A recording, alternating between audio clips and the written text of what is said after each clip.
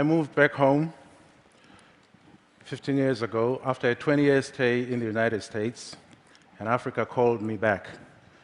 And I founded my country's first graphic design and new media college, and I called it the Zimbabwe Institute of Digital Arts. The idea, the dream, was really for a sort of a Bauhaus sort of school where new ideas were interrogated and investigated.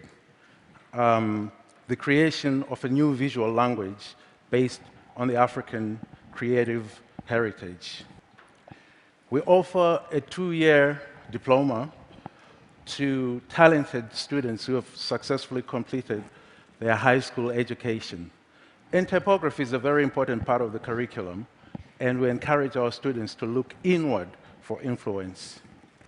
Here's a poster designed by one of the students under the theme, "Education is a Right." Some logos designed by my students. Africa has had a long tradition of writing, but this is not such a well-known fact. And I wrote the book, African Alphabets, to address that. There are different types of writing in Africa. First was proto-writing, as illustrated by Nsibidi, which is a writing system of a secret society of the Ejagham people in southern Nigeria. So it's a special interest writing system. The Akan people of Ghana and Sierra Leone developed Adinkra symbols some 400 years ago.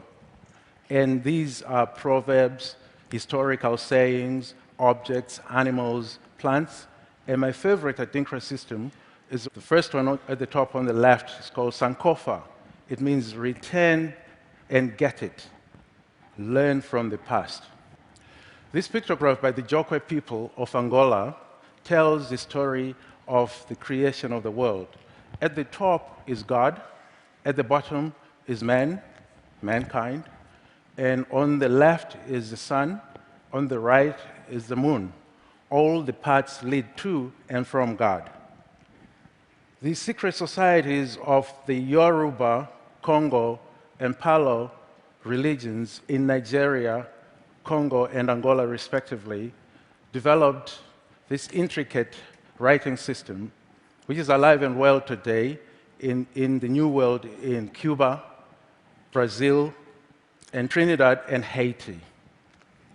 In the rainforests of the Democratic Republic of Congo, in the Ituri society, the men pound out a cloth out of a special tree, and the women, who are also the praise singers, paint interweaving patterns that are the same in structure as the polyphonic structures that they use in their singing. A sort of a musical score, if you may. In South Africa, Ndebele women use these symbols and other geometric patterns to paint their homes in bright colors. And the Zulu women use the symbols in the beads that they weave into bracelets and necklaces. Ethiopia has had the longest tradition of writing with the Ethiopic script that was developed in 4th century AD and is used to write Amharic, which is spoken by over 24 million people. King Ibrahim Joya of the Bamum Kingdom of Cameroon developed Shumom at the age of 25. Shumom is a writing system. It's a syllabary. It's not exactly an alphabet. And here we see 3 stages of development that it went through in 30 years. The Vai people of Liberia had a long tradition of literacy before their first contact with Europeans in the 1800s. It's a syllabary and reads from left to right. Next door, in Sierra Leone, the Mende also developed a syllabary, but theirs reads from right to left. Africa has had a long tradition of design, a well-defined design sensibility. But the problem in Africa has been that, especially today, designers in Africa struggle with all forms of design because they are more apt to look outward for influence and inspiration. The creative spirit in Africa, the creative tradition, is as potent as it has always been, If only designers could look within. This Ethiopic cross illustrates what Dr. Ron Eglash has established, that Africa has a lot to contribute to computing and mathematics through their intuitive grasp of fractals. Africans of antiquity created civilization, and their monuments, which still stand today, are a true testimony of their greatness.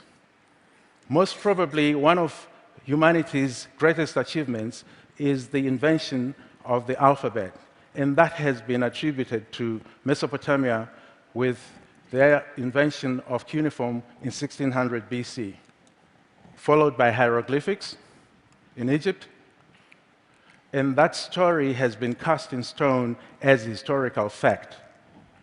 That is until 1998, when one professor, Yale professor John Coleman Donnell, discovered these inscriptions in the Thebes desert on the limestone cliffs in western Egypt.